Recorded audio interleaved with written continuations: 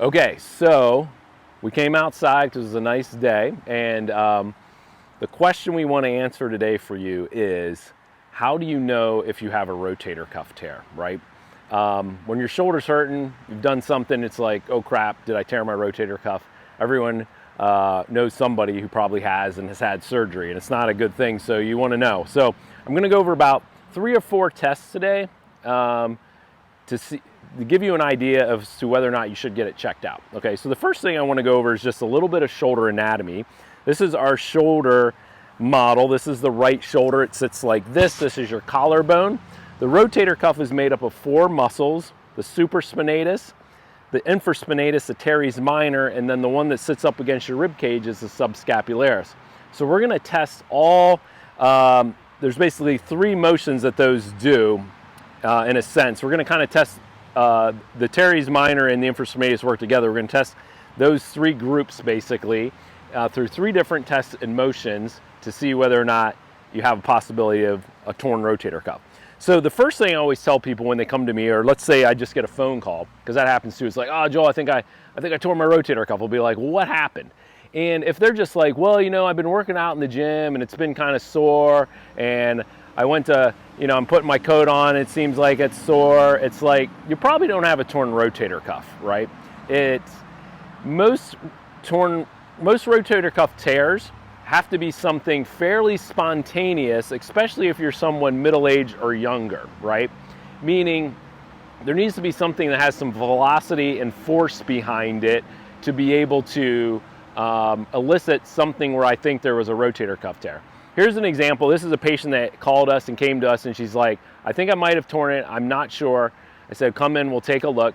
And she said she was at a birthday party and she picked up her son, who was couple years old, so weighs pretty much like 30-40 pounds maybe, and wanted to have them quickly go up to put a ball in a basketball hoop, right? So there's something where there's some force. It's a lot of force. The weight's out in front. She felt something kind of snap. I said that could be a rotator cuff tear, right? Something like that. Another way people tear their rotator cuffs is they'll actually fall on their shoulder, right? This can be something you wouldn't think would tear the rotator cuff. It can happen a little more in the elderly population because their rotator cuff isn't as robust, but they'll literally fall on their arm like this, and then the momentum of their body sliding as the arm's pinned to the ground will cause a tear in the rotator cuff. So always think to yourself, was there some force? Was there some velocity? Some reason that something was an impact, right, that would tear the rotator cuff. If that's not the case, then there's a good chance that it's not a torn rotator cuff. You can tear your rotator cuff slowly over time through a lot of shoulder impingement. That's another video. We'll get into that. Okay, so that's the first thing I want you to think about. Now, let's go a couple tests. I'm going to have Maddie come on over here, okay?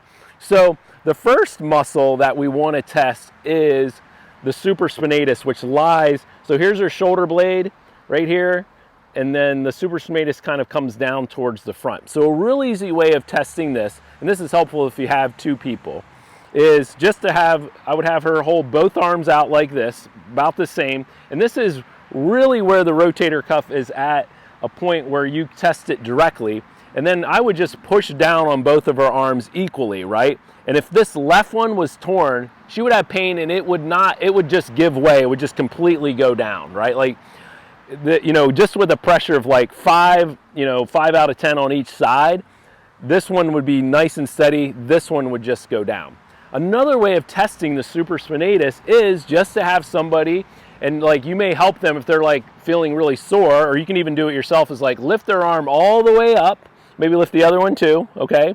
And then just lower it down slowly. And again, they'll be able to control it, but once they get to this point, it'll just be like whoomp, like that. That is usually a good sign of a complete rupture of the supraspinatus, in that it's not pain.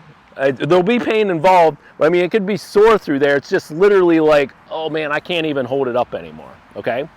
So that's the supraspinatus. Now, for the external rotators of the shoulder, which is going to be the infraspinatus and the teres minor, how we tend to test that is just with the arm bent like this, and again, it'd be helpful to have another person.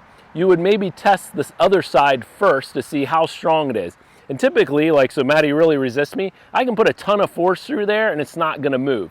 A torn rotator cuff, as I put that same amount of force, it would just go in, right? Again, not being able to handle it, that is more likely a pretty significant tear of the rotator cuff. Now, for the last muscle group is the subscapularis. Subscapularis does this motion, which is internal rotation. So to do this one, you're gonna put your hand on your small of your back like this. So I'm gonna have Maddie turn around. And this is called the lift-off sign, is I want her to take her hand and push it into my fingers. Go ahead, the whole hand, just like that.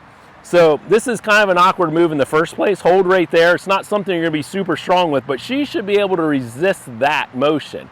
Now, if your rotator cuff is torn in the subscapularis, one, you may not even be able to get your hand off your back. It'll probably just go nowhere. But if you do, it's like I just put a little bit of pressure and it go right in, okay? So those are the 4 tests, basically, is the pressure for this, the drop down, the external rotation, the push off. Those would test to see, do you really have a torn rotator cuff? And that would be a pretty traumatic full tear. You can, again, tear your rotator cuff partially, which then you would probably be able to get through those motions, but and would just have pain. So if you suspect you have a rotator cuff, which Maddie does not, thank goodness, she's nice and strong, we saw today.